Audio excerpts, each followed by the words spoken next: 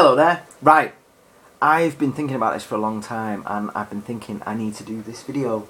My girl is a gamer, or how to encourage non-gamers to play games, basically giving them an understanding and appreciation of it. And what it comes from is, if you're sat there playing, you know, the best game you've ever played in your whole life, you turn around and your baby's just like, how will you turn it off? There's a reason for that. It's because she doesn't appreciate it. When I watch American football, I just stare blankly, but loads of you guys just watch it like, oh my god. But anyway, so that's the theory anyway. So we're going to get into a few things. What I'm going to say, and the examples I'm going to give over the next couple of videos, aren't gospel. They're not, you know, they're not the law on it. Just be creative, adapt philosophy to your own situation. That's exactly what it is. It's a philosophy, it's an attitude, it's just thinking in certain terms to allow or hopefully nurture certain things in your partner who isn't a gamer. Okay, first thing to think about, and what this video is about, is the transferable skills. Start thinking of you as a gamer as being a skilled person who has transferable skills. The average game age is about somewhere around 30. I can't remember exactly what it is, but it's around 30, which means you, if you're watching this and you're a gamer, the chances are that you've had a joypad or a joystick or something in your hand since around the time when you were learning to read, which means that you've had years and years of building up really slowly all these codes and conventions and everything that gaming is. Everything that you appreciate and love is it's the same as film or books or anything. You know, people that really enjoy poetry enjoy it on a deeper level, once they've read 1,000 other poems that have influenced it. You know, and that's the thing with games.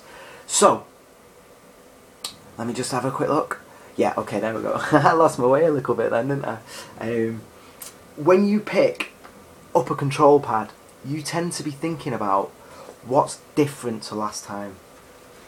So, if you pick up this, you know there's a general philosophy to it. So I've taken the battery out so I don't keep turning my Xbox on. So that tends to be, you know, your triggers tends to be positive, negative, shoot, aim. Your A is positive, that's negative. You know, it's like go, back, forward, back. You know these things. You know, B is almost always back. Start's always pause. I know it's simple, but that always gets up your home button. A non-gamer doesn't know that. A non-gamer looks at that and freaks out. So what we need to do is build up these transferable skills. What I'm going to do now, I'm going to give you two examples. The first one is Street Fighter 2. And I used to love playing that game. It's a bit of an old one now. I mean, there's Street Fighter 3 and 4 and everything in it's gone on, and the same still applies. When I learned how to play Street Fighter 2, and my thumbs were bleeding and getting sore and everything and all that nonsense, I learned, for like Ryu and Ken, I learned Hadouken, Dragon Punch, Hurricane Kick, yeah? There's a good chance that you watching this now know exactly what I mean when I say Hadouken, Dragon Punch, Hurricane Kick. Down towards any punch, towards down flick for a Dragon Punch, and then down away kick for a Hurricane Kick. You know how to do that, don't you?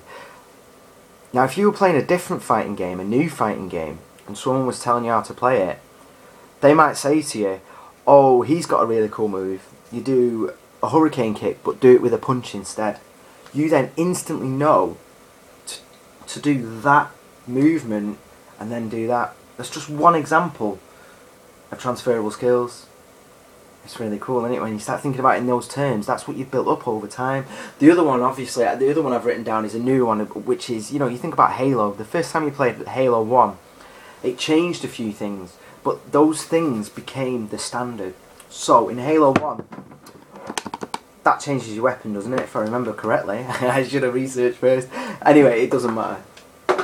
The point still remains. I think that changed your weapon, and you saw that a lot in games from then on. So what you learnt in Halo, you didn't have to learn again. Do you get what I mean? That became shoot. That was actually your second weapon, which wasn't used on a lot of games. But that's the point.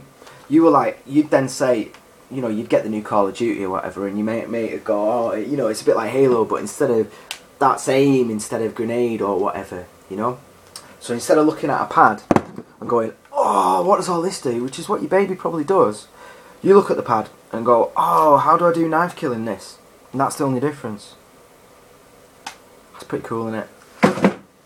So anyway, what we need to do is get your baby and start getting her some transferable gaming skills. What we need first for that is the gatekeeper, and the gatekeeper I'm going to talk about in my next video.